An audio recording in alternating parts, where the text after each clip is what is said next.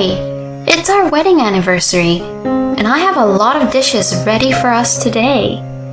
I told my husband that I would be waiting for him to cook for our 5th wedding anniversary, but he said he couldn't come home because he had to go on a business trip on short notice. Dishes? I don't care what you did. If you can't eat it alone, why don't you just throw it away in the garbage? The moment he told me to throw it away, I felt my love for my husband rapidly disappear. Okay, I'll just throw it away. Oh yeah, and my name is Lucy. I am 29 years old now, and I work in an office. I'm not good with socializing, and I don't have anyone at work that I'm close enough to go out in private. I live alone, have no boyfriend, and spend my holidays alone. I am often asked whether I am lonely without a boyfriend, but I enjoy my hobbies and have never felt lonely. My hobby is cooking, and I like to cook dishes from all over the world that I have never eaten before. I often go all the way to supermarkets in the next city that deals with imported foods to cook foreign dishes. I enjoy spending time alone, so I have never strongly thought about having a boyfriend. But sometimes, I wish I had a child. I imagine that it would be fun to cook and make sweets with my children. Still, I didn't try to expand my social connections and gave up on the idea that it would be impossible for me, who always spent my days going back and forth between work and home. Then there was a drinking party at work. The chairman of our company runs several companies, and it was a joint drinking party for all of them. I always attended these drinking parties, which I actually don't want to go, but I can't say no. And I kill time by sitting in the corner and having a few drinks while snacking on food, even though no one else is eating because they are busy talking and drinking. This time, however, there was a man who was actively talking to me. That man was Fred, who will become my husband. He talked to me a lot, and at first, I was a bit confused. But Fred did not force me to get closer to him, and was kind and considerate. I immediately fell in love with him because I had little experience in love relationships. We then exchanged contact information. Fred confessed his feelings for me, and we started dating. 6 months later, he proposed to me. My husband praises my cooking as delicious, and always thanks me for cleaning and doing laundry. I thought I had married a good man, and that I could build a happy family with him. However, that happy life did not last long. At first, he thanked me for doing the house chores, but before I knew it, it had become the norm for me to do it.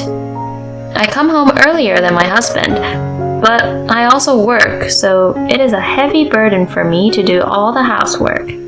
I asked my husband to help me as much as he can. Housework is for women, isn't it? Besides, you say you are working, but you're just doing simple work, and I don't have time to do it, so you do it.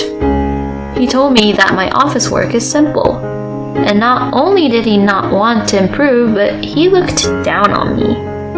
I was never good at talking back, so I couldn't argue and just accepted what my husband said. I was forced to do all the housework, so I did all the cleaning around the house, but there was one place I couldn't touch. That was the shelf for my husband. My husband is not good at cooking and organizing, and his shelves are always a mess. Since he can no longer fit things on the shelf, papers and things are piled up on the shelves. This pile of papers collapses once a week. I tried to clean this up once when I told my husband to do something about this. Don't touch it without my permission. There's stuff from work, so leave it as it is. Then you should tidy up. I might throw them away by mistake. Then you will be at fault. Don't do anything you don't need to do. My husband forbade me from even touching it, so I couldn't put it away. So I just kept putting the papers back when they collapsed. I hated that he took it for granted that I would do the housework. But what made me the saddest was that we rarely ate dinner together anymore. When we were first married, he would call me as soon as he knew he would have dinner outside with his colleagues. But now he won't tell me unless I ask him. Even when we were able to eat together, my husband looks at his phone and eats in silence. I have asked him to stop, but he won't let go of his phone and keeps saying he is checking on his work. Even though these things were going on, I didn't want to divorce him. I grew up in the countryside and it was natural for me to stay with my husband until the end of our lives, so I had never thought of divorce. After 5 years of marriage, when I had become accustomed to my husband's arrogance, a piece of paper fell out of the stack of papers on the shelf. It was a credit card statement. Normally, I would have put it back on the shelf, but I was a little curious and looked through it. There was a list of all the transactions, and among them was the name of a well-known theme park. I have never been to a theme park with my husband. My husband often goes out with his workmates and friends, but I don't think he goes to theme parks with them. So, he is cheating on me. I have no conclusive evidence, but I could only assume that. From there, I looked through the pile of papers for any other evidence, and found a year's worth of credit card statements. There, I found a history of everything, from the names of luxury hotels and fine restaurants to airline tickets that I assumed he has spent on behalf of his cheating partner. When I checked the dates he spent the money, I found that they coincided with days when my husband said he was going on a business trip or would be late for a drink. Still, at that time I thought that if I told my husband that I knew he was cheating on me, he would apologize and come back to me. Maybe I wanted to think that the affair was just for fun, and that he actually cares more about me because we are married. I decided that I would tell my husband about the affair on our wedding anniversary. He was on a business trip when I looked at our credit card statement, and our wedding anniversary was just around the time he returned from his business trip. I called my husband to let him come straight home when he got back from his business trip. What the heck? You called me out of the blue. Do you have time right now? Tell me quickly what the requirement is. You will be back from your business trip in 3 days. It's our wedding anniversary. I'll be waiting for you with a lot of dishes for the anniversary, so don't go out for a drink and come back straight home. Yes, okay. My husband said in a bothersome manner, and immediately hung up the phone. For our first wedding anniversary, I made my husband's favorite gratin and onion soup, and he was very happy. I decided to make the same dishes this year and bought and prepared ingredients and new dishes for our wedding anniversary. I thought that if I told my husband about the affair and he apologized, I would forgive him. Then came the day of our anniversary. I finished most of the cooking, but my husband did not come home. I called him, but he did not answer the phone, so I was worried that he might have been in an accident. After the 5th call, my husband finally answered. Where are you? I'm at the airport. Why do you ask? Huh? Didn't I tell you? Because I'm about to go on another business trip. You didn't tell me anything about that. It can't be helped. It's work. Do you have a job that requires you to go on business trips that often? You don't know anything about my job, so don't talk nonsense. Anyway, it is time to go. Hey, we're celebrating our wedding anniversary today, and I've prepared the food. I don't care about that. If you can't eat it alone, why don't you just throw it away in the garbage? The moment he told me to throw it away, I felt the remained love for my husband fading. I was the one who was waiting for him to come home a while ago, but now I even feel disgusted. Okay, I'll throw it away. Oh, yes, your room is getting much dirtier, so I'll just clean it up. Suit yourself. I'm running out of time, so I'm hanging up. The phone hangs up and I immediately start cleaning.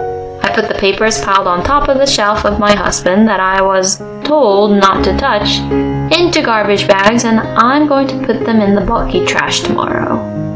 The shelf I was not allowed to tidy up is now clear and organized. They say that cleaning makes you feel better and relieves stress, and they are so true.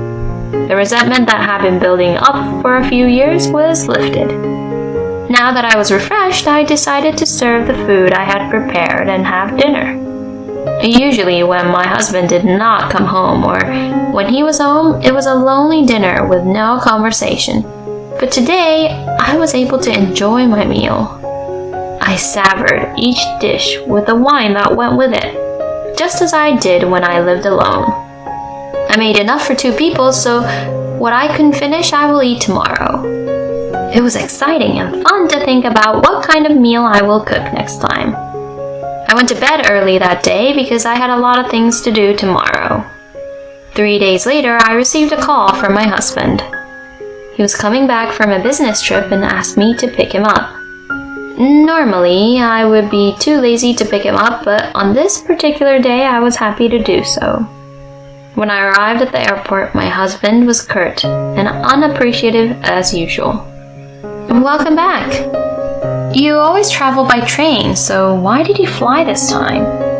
It was a business trip to a distant place. Just think about it for a minute and you'll understand. Do you remember I told you I'd clean up your room when I called you? Did I say that? Yeah, so I cleaned up all your stuff. What have you done? You told me to do it on my own, so what is the problem? You threw away the stuff I had on my shelves? Yeah, I got rid of it. I told you not to touch it without my permission. That's why I asked you, and you said yes. My husband's face turned pale and he panicked.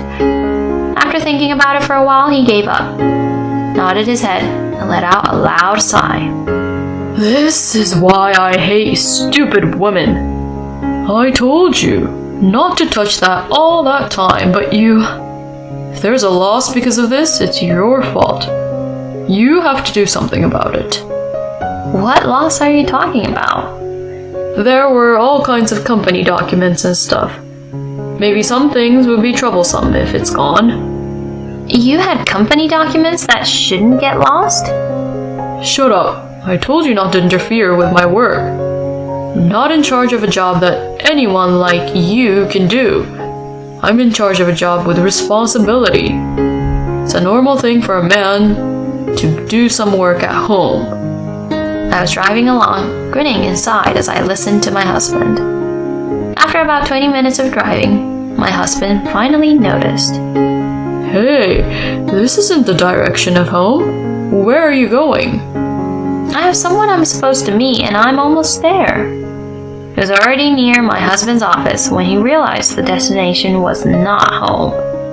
We arrived at our destination and I pulled into the parking lot and contacted someone on my phone. My husband must have thought he had nothing to do with it. He looked at his phone with a blank expression on his face. Mrs. Smith, my husband's boss, came to the parking lot. Thanks for your help, and I'm sorry to bother you. No, thank you for your cooperation as well. What do you want with Mrs. Smith? Mrs. Smith is a woman in her 30s, and she is the head of my husband's department. My husband doesn't like the fact that a woman not much older than him is the department head, and he often complained about Mrs. Smith at home. I heard that you were on a business trip. My husband seemed to be shocked, and his eyes were shaking. It's strange, isn't it? You're on paid leave. I think I made a mistake in telling my wife. My husband was trying to cover it up with a goofy smile, even though he couldn't get away with it. Actually, Jenny from accounting also took paid leave on the exact same day. That's a coincidence. Not only this time, but for about 3 years, you and Jenny's paid vacation dates have coincided. You know that you can't put it away as a coincidence. Fred now knew that this is not a situation that can be dealt with by laughing. My husband was in a cold sweat, and his expression was serious. The problem is not only about your relationship with Jenny, but also about the information leak. You took company documents and data without permission. Your wife brought the items you took out to the company. I did not throw away my husband's things. I turned them over to the company. I had always wondered why my husband was taking company documents home with him. Some of the things were USB flash drives, so I brought all of them to the company because I knew that if I threw them away without permission, the company would be in trouble. Even if it was safe to take out, I would have it put on my husband's desk at work and not at home. When I asked his colleagues to look through 2 garbage bags worth of stuff, they found some documents that would make anyone at work pale in the face. And on top of that, the USB flash drive contained data that was not allowed to be taken out of the office. You know what you did, right? She did it on her own. I kept it at home properly, so I didn't leak any information. That's not the point. Anyway, the president and the chairman are both waiting for you in the conference room, so please, come right away. Why the president and the chairman? To decide on your punishment. While you two were on an affair trip to Guam, we were having a hard time here. How did you know we went to Guam? Jenny, the woman you were having an affair with, posted a bunch of pictures of Guam on social media, including a 2-shot of you. Damn that bitch. Thank you for your cooperation, ma'am. Thanks to you, you were able to catch him without letting him get away. No, I'm sorry for the inconvenience. My husband was caught by Mrs. Smith and took the elevator up. My husband was then disciplined. My husband said he took the documents and data out of the office to work at home. He thought he could just return them the next day, but they just piled up. He didn't know anymore where the documents came from and didn't know whether to return them or dispose of them, so he just kept them at home. I filed for alimony against my husband and the person with whom he had an affair. Jenny left the company because she was no longer able to work there. But I sent a certified letter to her home because I knew where she lived. We had no children and our marriage was short, so the alimony was small. However, Fred was not Jenny's only partner. She was also having an affair with a married man who was a business partner, who had a child and had been married for a long time. And because of the length of the affair, she was charged a large amount of alimony by her husband. Because of that, Jenny asked for a reduction of my alimony, and when I told her that if she objected, we would go to court, she immediately paid it. My husband tried to come back to me after he left me for his unfaithful partner, but I refused. I was getting ready to pack up my own stuff and leave. I wouldn't allow you to leave without my permission. He yelled at me and was very noisy, but I ignored him and proceeded with my preparations. When I finished packing my belongings and went out the door, my husband blocked the entrance. You're the cause why I was fired and I have no money. But you dare leave me? Why are you so heartless? You deserved everything from getting fired to being penniless. What are you saying now when you hate me enough to take a trip to Guam for our wedding anniversary with an adulterer? Can't you just let me go? If you don't let me go, I'll call the police. My husband reluctantly got out of the way. My husband was swearing until I got into the car. It was hilarious because my husband's swearing, which used to scare me, now sounded like a sore loser. After that, my husband's alimony of $20,000 was transferred to me in one lump sum. On the phone at the end, he was like, I'll give you such a small amount of money, and I don't like women who are greedy for money, so I'm glad we got divorced. I know a bitch like you will be single for the rest of your life, so don't ask me if I want to come back to you. It's too much trouble. He says so, but for my husband now, $20,000 must be a lot of money. In fact, the pile of documents my husband had left behind also contained ATM statements from a consumer credit company. There were also credit card statements where he had spent over $5,000 in 1 month paying for his unfaithful partner, so he must have been in debt because he had no money. Knowing that he was in debt, I thought he might not pay the alimony, but I am glad that he easily transferred the full amount. Since he is such a slacker, it seems like he is behind on his debt. I blocked all contact with my husband because it would be troublesome if he didn't pay his debts and had to rely on me. I am now an assistant at a cooking school. I quit my job after my divorce and moved far away. I used to think my cooking was a hobby and not at the level of a job. However, I got married and learned that I tend to give up because of various stereotypes. In order to break out of my shell, I decided to do my favorite cooking for my job. And I have a cat while living alone. I was told that having a pet would prevent one from being married, and I assumed the same thing. But I found out that such thinking was only hindering my challenge. I welcomed a shelter cat. And now I am addicted to cooking for cats, as well as for people.